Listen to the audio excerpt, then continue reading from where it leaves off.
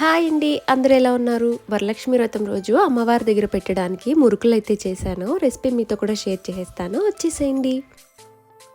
ఒక బౌల్లోకి ఒక కప్పు దాకా కందిపప్పు, ఒక కప్పు దాకా శనగపప్పు, ఒక కప్పు దాకా ఉద్దిపప్పు వేసుకొని బాగా వాష్ చేసుకోవాలి. వాష్ చేసుకున్న తర్వాత తగినన్ని వాటర్ వేసుకొని ఒక హాఫ్ అన్ అవర్ పాటు నానబెట్టేసేయాలి. నేను ఆల్రెడీ బియ్యం కూడా నానబెట్టేసుకున్నానండి, బియ్యం పిండి కోసం. ఇవి ఎండలో కూడా ఆరబెట్టేసుకున్నాను. మీరు కూడా ఫ్యాన్ కింద లేదా ఎండలో ఎక్కడైనా సరే తడి అంతా పోయేదాకా ఆరబెట్టుకోవాలి. హాఫ్ అన్ అవర్ తర్వాత ఈ దాల్ అనేది మొత్తం నానిపోయాయి అనమాట. ఇప్పుడు జస్ట్ 2 విజిల్స్ పెట్టుకుంటే సరిపోతుంది అనమాట. మెత్తగా ఉడికిపోవాలి. అలా అయితేనే మనం నీట్గా మిక్సీ పట్టుకోగలుగుతాము. అలాగే పచ్చివే మిక్సీ పట్టామనుకోండి బరకగా వస్తాయి. అందుకే నేను ఇలా విజిల్ పెట్టుకొని మిక్సీ పెట్టేసుకుంటున్నాను. చూసారా ఎంత మెత్తగా ఇలా సాఫ్ట్గా అయిపోవాలన్నమాట. అలా అయితేనే మనకి మిక్సీలో తొందరగా మెత్తగా గ్రైండ్ అయిపోతాయి. ఇప్పుడు పూర్తిగా చల్లారాక మిక్సీ పట్టేసుకుందాం, వచ్చేసేయండి.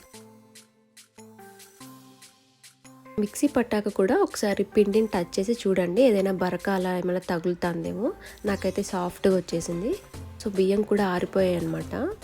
సో బియ్యం అన్నీ ఒక బౌల్లోకి తీసేసుకొని ఇది కూడా మెత్తగా మిక్సీ పట్టేసుకుందాం. ఈ పిండిని మొత్తం మనం ఒకసారి జల్లించుకుందామండి. So that if in case ఎక్కడైనా బియ్యం నూకలు అలాగే ఉండిపోయి ఉంటే అవి సపరేట్ చేసేసుకోవచ్చు. నేను కొద్దిగా వేసుకొని సన్న హోల్స్ ఉన్న దాంట్లోనే జల్లెడ పట్టుకుంటున్నాను.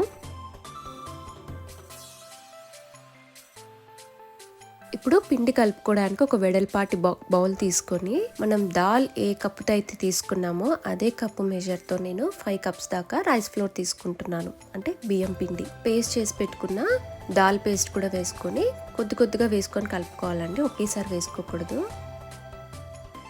ఈ పేస్ట్ బియ్యం పిండి రెండు మిక్స్ అయిపోయేలాగా కలుపుకోవాలి. ఇప్పుడు ఇందులోకి మీ కారానికి తగ్గట్టు కారం, రోస్ట్ చేయలేదు పచ్చి నువ్వులే వేస్తున్నాను, తెల్ల నువ్వులు వేస్తున్నాను. 1/2 స్పూన్ దాకా వాము, మీ రుచికి సరిపడా సాల్ట్ అండ్ బటర్. అన్సాల్టెడ్ అండి, సాల్టెడ్ కాదు. ఈ మొత్తం మనం వేసిన ఉప్పు, కారం, బటర్, వాము అంతా పిండిలోకి మిక్స్ అయ్యేలాగా కలుపుకోవాలన్నమాట. మీకు ఒకవేళ పిండి గట్టిగా ఉంది అనిపిస్తే కొద్దిగా నార్మల్ వాటరే యాడ్ చేసుకోవచ్చు, హాట్ వాటరే వేసుకోవాలనేం రూల్ లేదు. చూసారా, ఈ పిండి ఫైనల్గా ఇలా బౌల్కి అంటుకోకుండా ఉండాలన్నమాట. సో పిండి అనేది ఆరిపోకుండా మనం ఒక కాటన్ క్లాత్ని తడి చేసి ఇలా కప్పెట్టేసుకోవాలి. నేను చెకోడీలు పిండడానికి 3 హోల్స్ ఉన్నదైతే యూస్ చేస్తున్నాను. మీరు సింగిల్ హోల్గా అయినా యూస్ చేసుకోవచ్చు. ఇప్పుడు స్టవ్ మీద గుంతగా ఉన్న ప్యాన్ పెట్టుకొని ఆయిల్ వేసి హీట్ అవ్వనివ్వాలి. చెకోడీలు పిండడానికి పిండి అనేది సపరేట్ అంటే డివైడ్ చేసుకోండి. కొద్దిగా పిండి తీసుకోవాలి. మొత్తం ఇలా ఓపెన్లో పెట్టేస్తే పిండి అనేది ఆరిపోతుంది అనమాట. కొద్దిగా పిండిని స్టఫ్ చేసుకోవాలి ఇలా మురుకులు పిండి దాంట్లోకి.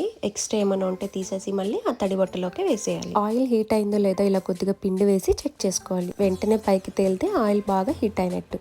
స్టార్టింగ్లో నాకు వేయడానికి కాస్త కష్టం అనిపించి మా హస్బెండ్ని అడిగాను.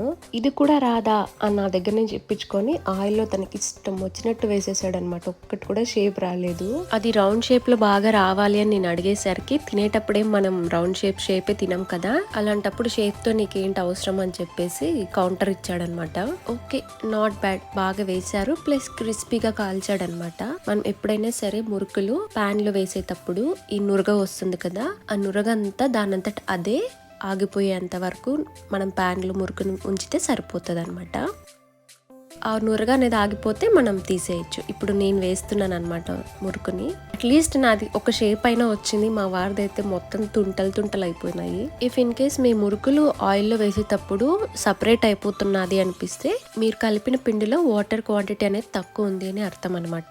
సో మళ్ళీ పిండిలోకి కొద్దిగా వాటర్ యాడ్ చేసుకొని మొత్తం మిక్స్ చేసుకొని మళ్ళీ మీరు మురుకులు పట్టుకుంటే నీట్గా వస్తాయి. నేను చెప్పిన కొలతలతో ఇంగ్రీడియంట్స్తో చేస్తే మీకు కూడా ఇలాగే గుల్లగా కరకరలాడేలాగా వస్తాయండి మురుకులు అనేది. నేను తీసుకున్న క్వాంటిటీకి అయితే నాకు చూసారు ఎన్ని మురుకులు వచ్చాయో. అంతేనండి, కారంగా క్రిస్పీగా మురుకులు. నేను చేసిన మురుకులు ఎలా ఉన్నాయో కమెంట్ చేసి అలాగే వీడియోకి ఒక లైక్ చేసి మన ఛానల్ని సబ్స్క్రైబ్ చేసుకోండి.